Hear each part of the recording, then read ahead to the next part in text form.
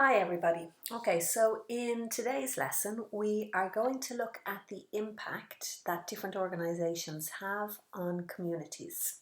Okay, so at this point we know that an entrepreneur is somebody who sets up a business, and we know that there are different types of businesses that exist. So we have different types of enterprises. We have social, financial and cultural enterprises, and they all obviously exist in our community. We have different types of organizations. We have small organizations like sole traders, partnerships, and then we have bigger organizations like maybe a franchise, a public limited company, a private limited company, and the one that we've seen a lot of is the global companies that exist in Ireland and in our communities. So our multinational companies or our transnational companies. Okay, and what we're going to achieve over this session is hopefully by the end of it we will be happy and comfortable in defining a community. So what is a community? And we'll see three different types of community. What is the role of our local authority or our county council? And we're going to look at the positive and negative impacts that organisations have on their communities. But we're going to look at this from three levels. Okay, so we're going to look at the social impacts, the economic impacts, and the environmental impacts. Okay, so first have a little think, what is a community in your opinion? Okay, so you all belong to a community, you probably belong to more than one community. Basically, a community is a group of people that live in the same area or that maybe have similar things in common. Okay, so you could say that our school is a community.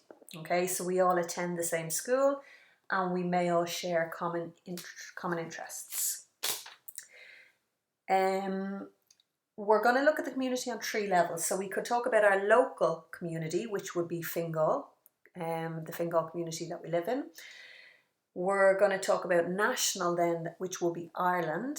And then obviously we're all part of a global community. You probably see a lot of this in CSB or citizenship studies. Okay, and what you need to be familiar with on a local level is the role of your local authority. Okay, so when I talk about your local authority, for you guys it would be Fingal County Council. And in the exam you may be asked, what services does your local authority provide, or what is the role of your local authority? Okay, so think about when you're out and about in your area, walking around and you see the county council, what kind of things might they be doing? So sometimes you might see them on the roads doing maintenance, doing repairs. You might see them, in fact you do see them, possibly if you have local parks. So they're responsible for looking after recreation and leisure facilities. Your local library possible, your local swimming pool could be run by the county council. If you wanted to extend your house or if you wanted to build on a piece of land in your community, you would go to the county council and they would give you planning permission. And your local recycling bins and your local dump or your local waste disposal is probably provided by the county council, and things like street lighting, etc., housing. So these are just a few of the services that are provided by your local authority or your county council. Okay, so moving on then to the impact of organisations, okay, on three levels. So just going back to our learning outcomes, we want to look at it on a social level. So when we talk about social, it's society. An economic level, so its impact on the economy. And an environmental level, so its impact on the environment. Okay, so just to kind of break those three sections down. Okay, so when we talk about an economic level, we know what the economy is. We know it's the system that we live in. And we measure the economy, or we have our economic indicators which measure the success of our economy. So think back to that unit that we looked at. So it would be things like economic growth. Does the organisation contribute to economic growth? Is that organisation producing more goods and services, which in turn then are contributing towards our GDP, our gross domestic product? Does that organisation provide jobs? So does it increase the employment in our country? Another impact it might have is an impact on resources. So think back to our factors of production. Does that organisation use our capital, enterprise, land and labour? Does it have an impact on trade? So think of our exports and our imports. Does it have an impact on people's income and wealth? And lastly, it's most likely that if this organisation exists, it's making profits and it's paying corporation tax on its profits. It's most likely then that people are buying its goods and services and paying VAT on those. And it's most likely then that its workers are receiving income and paying PAYE. So the government should be getting an increase in tax revenue as a result of this organisation existing. Okay, on a social level then, these are the kind of issues that we will consider. Okay, so the impact it would have on our local community, the impact it would have on consumers in terms of, does it provide them with more choice? Does it bring prices down for them? Does it enhance and improve their quality of life? Does it lead to overpopulation? Does it strengthen relationships in the community? And then when we look at environmental, we think about things like pollution. Does it exploit natural resources? Does it contribute towards sustainability? The impact it might have on animals in our local area and on the habitats in which they live. Okay, so you can pause the video and take down a note on that, but it will also be on the PowerPoint. And then we're going to go through them all in a little bit more detail. So thinking about the positives and the negatives. Okay, so some positive economic impacts that an organisation might have is that it creates more jobs. And as a result of that, employment in the country goes up. Okay, another one which I spoke about, I'm not going to go into too much detail, is it enhances or it increases the tax revenue the government earns. And then the government can use that money to provide us with better public services, better infrastructure, etc. Does it lead to increased income for people? And if people have more money, more disposable income even, and more wealth, then they're able to buy more things, which means there's demand for other goods and services. This is known as the multiplier effect, so it means more spending in the economy in general. Think about our circular flow of income. And does it lead to economic growth?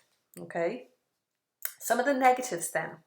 So if we have organisations set up in our communities, it can mean an increase of people coming into the area, which could put pressure on our resources and our public services. Depending on the amount of people that it's bringing into the area, it could lead to housing problems in our area. Local businesses might suffer. This is something we call crowding out. So small local businesses may not be able to compete. And lastly, we might become over dependent on those. Okay, and if all of a sudden that company pulled out of Ireland or that company shut down, then the impact might be really, really negative on us. Okay, I know I'm flying through this, guys, but I'm going to ask you if you want to pause this, take it down here now, or use the PowerPoint. Next are social impacts. Okay, so when we talk about the social impacts, it's the impact on society, on people basically. And the positives would be that it improves or it enhances our quality of life. There is a bit of overlap there that does tie in slightly to the economy, okay? But we have a better quality of life because maybe there are more services, there's more enterprise in our business, so we can go to cultural enterprises, we can go to the theatre every week. We have more volunteer, so social enterprises and volunteering in our area. We might have more choice in terms of where we do our shopping, etc. And all those things, the amount of products we can access will enhance our quality of life, which kind of ties in with increased choice. Okay, and if we have more choices and there are more companies existing in our area, generally that means one way they'll compete is with price. So it should mean for us that prices, as consumers, prices go down and companies offer more competitive prices. Another social impact is it should lead to a sustainable community. So think about if you had an area and all the businesses were shutting down and everything was going quiet, eventually the community might die out. People would start moving away to other areas. Whereas if we have an area where there's an organisation that's set up and organisations continue to set up, it makes our community be sustainable and last for much longer. So generations continue to live in that community. And lastly, again, that kind of overlaps what I said. First one is that it provides more local services.